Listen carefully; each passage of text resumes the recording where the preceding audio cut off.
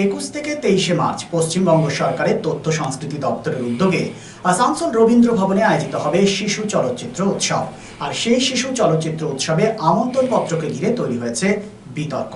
আমন্ত্রণপত্রের নাম নেই আসানসোল পৌর নিগমের মেয়র এবং চেয়ারম্যানের। স্বাভাবিকভাবেই এই বিতর্কে তৃণমূলের গোষ্ঠী রাজনীতিকে দায়ী করেছে বিরোধীরা।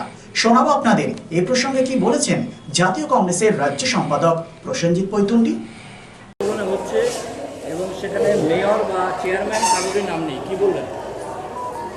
সরকারি অনুষ্ঠান হচ্ছে, সেখানে যদি আসানসোলের মহানাগরিকের, এটা তো প্রথম নয়। এর আগে আমরা আসানসোল উৎসবটাও তো সরকারি অনুষ্ঠান, সেখানেও তো মহানাগরিকের নাম পাইনি। তো এটা এই সরকার আসার পর, পরিবর্তনের পর থেকে দেখেছি কোথাও বিরোধী জনপ্রতিনিধিরা থাকলে, যেখানেই হোক, কোনো উদ্বোধন হোক, কোনো অনুষ্ঠান হোক, সরকারি অনুষ্ঠান, সেখানে বিরোধী জনপ্রতিনিধি হলে তার নাম থাকে না। এবারে আস্তে আস্তে পরিবর্তন হতে হতে এখন 15 বছর হতে চললো, এখন এসে দেখছি নিজের দলের লোকেদেরকেই নাম বাদ দিচ্ছে। এতে বলার কি আছে? এতে একটা গোষ্ঠীর, আসানসোলে একটা গোষ্ঠীর প্রেম যারা করে, তাদের তাবেদারি যারা করে তাদেরই থাকে দেখি, তাদের তাবেদারি যারা করে না তাদের থাকে না। কারণ আসানসোল উৎসব মানে আসানসোলের মানুষের উৎসব। আজকে এই যে বাচ্চাদের ফিল্ম ফেস্টিভ্যাল, এটাও তো আসানসোলের মানুষের উৎসব। সেখানে মহানাগরিককে বাদ দিচ্ছে। সেখানে তো আসানসোলের অন্যান্য মানুষদেরও তো অধিকার আছে থাকার। কেন একজনাকার বা একটা গোষ্ঠীর তাবেদারি করবে যারা, তাদেরই থাকতে হবে? এটা তো খুঁজে পায় না। আসানসোল উৎসবে বিরোধী রাজনৈতিক দলের কাউকে আপনি দেখতে পাবেন না। হ্যাঁ, আবার কি? এটা গোষ্ঠীদ্বন্দ্বের ছাড়া আর কি? মুখে হচ্ছে না, কাগজে কলমে গোষ্ঠীদ্বন্দ্ব সামনে আসছে। বিতর্ককে সামনে রেখে আমাদের প্রতিনিধি কথা বলেন মেয়র বিধান উপাধ্যায়ের সাথে। মেয়র বলেন, আমন্ত্রণ পত্রে নাম না থাকলেও তিনি যাবেন। আসানসোলের রবীন্দ্র ভবনে সেখানে একটা শিশুদের ফিল্ম ফেস্টিভ্যাল হচ্ছে, আপনি জানেন? জানি, মানে এখন পর্যন্ত কোনো খবর জানি না, বলতে পারছি না। সরকারের পক্ষ থেকে একটা নিমন্ত্রণের কার্ড দেওয়া হয়েছে এবং উদ্বোধনের কার্ড দেওয়া হয়েছে। সেখানে আপনারও নাম নেই, চেয়ারম্যানেরও নাম নেই, কর্পোরেশনের নামই নেই। এটা নিয়ে কিছু বলার নেই আমাদের। এটা তো সরকারি প্রোগ্রাম আছে, নাম থাকুক আর না থাকুক আমাদের যেতে, আমরা যাবই। না, বিরোধীরা বলছে এটা গোষ্ঠীদ্বন্দ্ব, সে কারণে। না, বিরোধীরা কে কী বললো জানি না। আমরা সবাই, আমরা যারাই আছি, আমি মেয়র হই, চেয়ারম্যান হই, অন্য নেতা নেত্রী যারাই আছে, সবাই আমরা একসাথে আছি। কোনো গ্রুপবাজির ব্যাপার নয়। ইনভাইট কার্ডে তো আপনার নাম থাকার দরকার। না থাকলে কোনো অসুবিধা নেই আমার, মানুষের হৃদয়ে থাকলেই হলো। কিন্তু প্রোগ্রাম হচ্ছে আপনি জানেন না? এখনো পর্যন্ত আসেনি, হয়তো অফিসে দিয়ে গেছে, আমি এখনো পর্যন্ত আমার কাছে পাইনি। আমি সরকার থেকে একটা নিমন্ত্রণের কার্ড দেওয়া হয়েছে এবং মানুষ সেখানে বলছে যেহেতু কর্পোরেশনের রবীন্দ্র ভবন এবং যেখানে কর্পোরেশনেরই সব কিছু বলা যেতে পারে, সেখানে কর্পোরেশনের আধিকারিকদেরই নিমন্ত্রণ করা। না, যাবো তো, নামের সাথে কোনো যায় আসে না। বিরোধীরা যে কথা চলছে, তাহলে কি বলবেন? নিজের ঘরটা দেখুক, সামনে নির্বাচন আছে, নিজের ঘরটা ভালো করে দেখুক, কিভাবে লড়াই করবে। আমরা সব ঠিক আছি।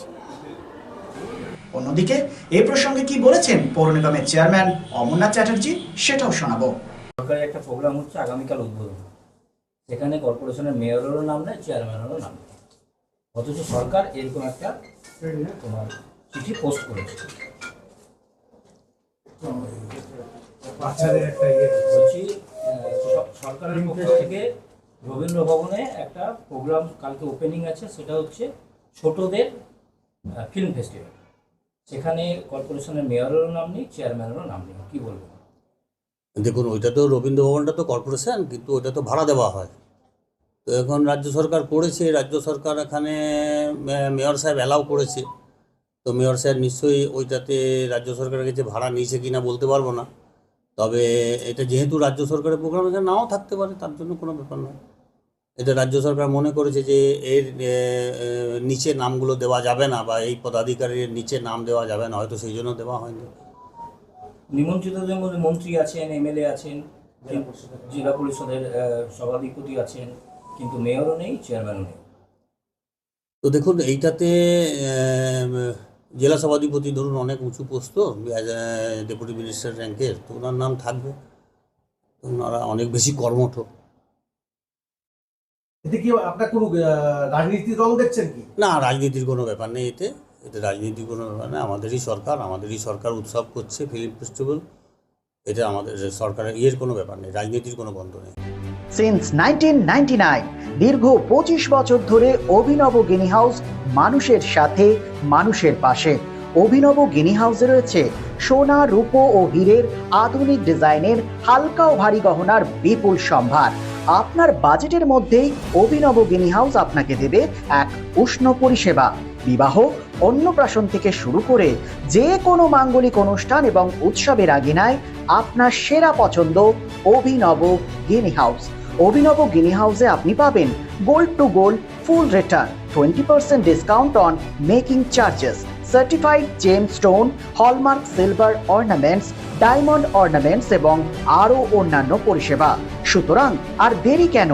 আপনার পছন্দের জিনিসটি বেছে নিতে আজই চলে আসুন অভিনব গিনি house, beside Bazar Kolkata, GT road, Asansol. Phone number 9641225883, এছাড়া 03412311920920।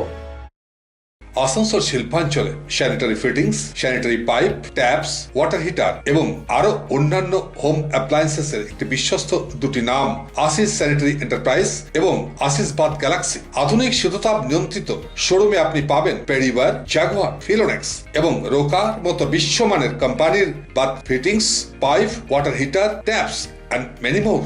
So come and enjoy our services at your doorstep.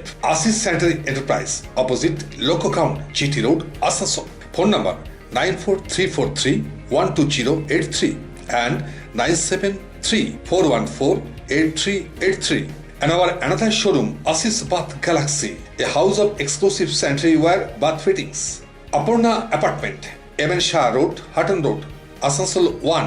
Phone number 876882406 and 973-414-8383.